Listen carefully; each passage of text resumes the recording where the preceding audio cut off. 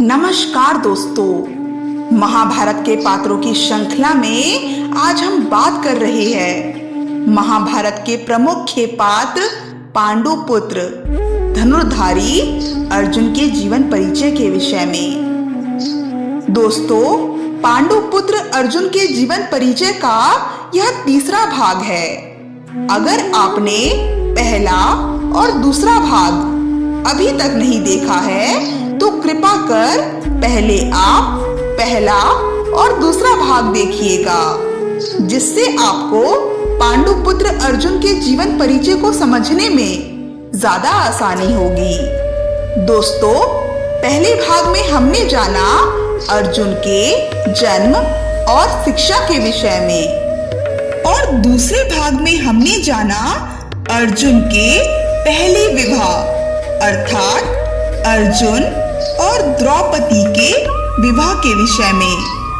साथ ही साथ हमने ये भी जाना कि द्रौपदी का विवाह पांचों पांडवों के साथ किन परिस्थितियों में हुआ था। और आज हम जानेंगे अर्जुन के दूसरे विवाह अर्थात अर्जुन और सुभद्रा के विवाह के विषय में, और साथ ही साथ हम उनके संतान के विषय में भी जानेंगे। तो चलिए शुरू करते हैं। अब हम बात करते हैं अर्जुन के दूसरे विवाह अर्थात अर्जुन और सुभद्रा के विवाह के विषय में। सुभद्रा श्री कृष्ण और श्री बलराम जी की बहन भी थी।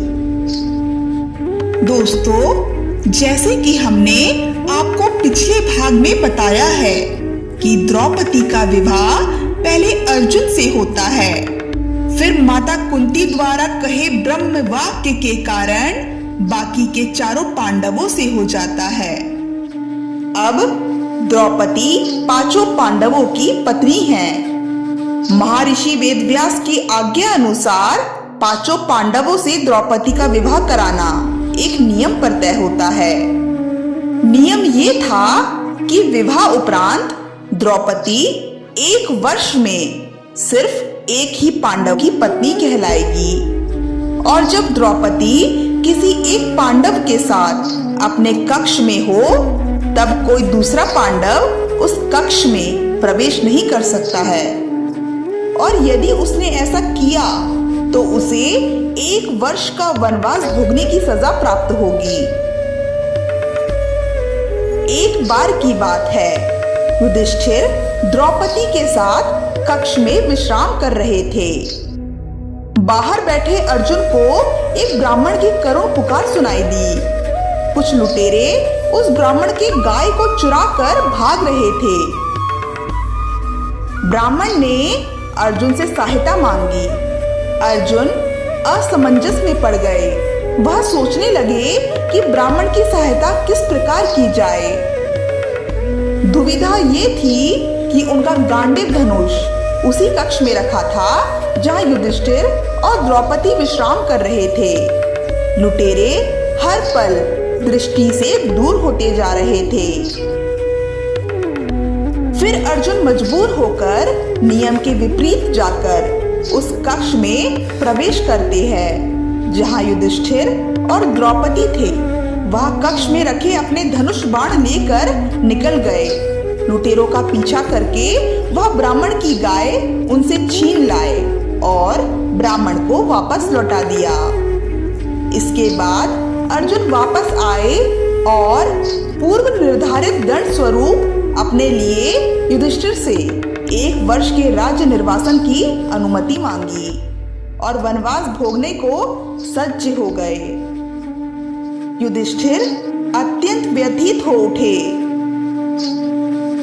उन्होंने अर्जुन से कहा, हे अर्जुन, माना कि तुमने नियम तोड़ा है, लेकिन अपने स्वार्थ के लिए नहीं, अपितु परोपकार के लिए तुमने ऐसा किया है। उस ब्राह्मण के गौ की रक्षा कर तुमने मुझे प्रजा से मिलने वाले अपशय से बचाया है। यदि परोपकार के लिए नियम शिथिल करना पड़े तो भी अपराध नहीं है, बल्कि श्रेष्ठ कार्य है। तुम दंड के नहीं, यश के पात्र हो। अतः परोपकार के लिए या किसी की रक्षा के लिए और अच्छे कार्य के लिए कभी भी नियम को भंग करना पड़ जाए तो ऐसा अवश्य करना चाहिए, क्योंकि यह अपराध नहीं माना जाता। पर अर्जुन युधिष्ठिर के वचनों को ना मानकर अपना दंड भोगने वनवास चले जाते हैं। वनवास के दौरान अर्जुन द्वारका जा पहुंचे और वहां उनकी भेंट श्री कृष्ण से हुई। अर्जुन श्री कृष्ण के बुआ के बेटे थे। श्री कृष्ण और श्री बलराम की एक बहन भी थी जिनका नाम था सुभद्रा। सुभद्रा और अर्जुन बालपन के मित्र भी थे। पर कई वर्षों बाद अर्जुन और सुभद्रा की भेंट रेवत पर्वत पर आयोजित एक उत्सव में हुई। श्री बलराम ने कुमारी सुभद्रा का विवाह उनकी मर्जी जाने बिना ही दुर्योधन से तय कर दिया था। पर कुमारी सुभद्रा अर्जुन को दिल ही दिल में चाहने लगी थी, पर उन्होंने कभी भी इस विषय में अपने परिवार व अपने भाई श्री कृष्ण तथा श्री बलराम को नहीं बताया था। पर श्री कृष्ण तो अंतर्यामी थे, उन्हें इस विषय का संपूर्ण ज्ञात था।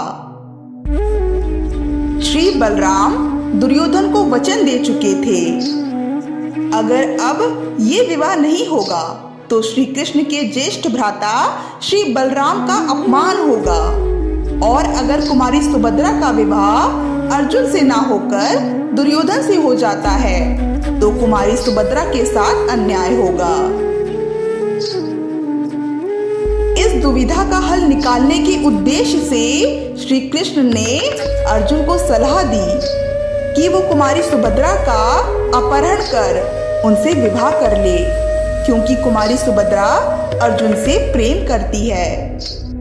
श्री कृष्ण के आदेश अनुसार अर्जुन ने ठीक वैसा ही किया और इस प्रकार अर्जुन और सुभद्रा का विवाह हो गया और इस प्रकार सुभद्रा अर्जुन की दूसरी पत्नी कहलाई। अर्जुन और सुभद्रा के संयोग से उनको एक तेजस्वी पुत्र की भी प्राप्ति हुई थी। उनका नाम था अभिमन्यु। अभिमन्यु का विवाह विराट राज की कन्या राजकुमारी उत्तरा से होता है और उनको एक पुत्र की भी प्राप्ति हुई थी।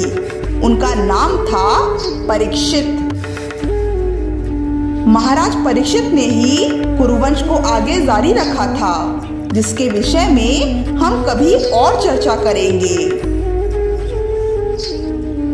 अभिमन्यु बहुत ही कुशल योद्धा थे, पर दुर्भाग्यवश महाभारत युद्ध में अभिमन्यु वीर गति को प्राप्त हो गए। दोस्तों, आज हमने जाना अर्जुन के दूसरे विवाह अर्थात अर्जुन और सुभद्रा के विवाह के विषय में। तो आज के लिए बस इतना ही। अगली वीडियो में हम पांडुपुत्र अर्जुन के तीसरे विवाह के विषय में चर्चा करेंगे। तब तक के लिए धन्यवाद।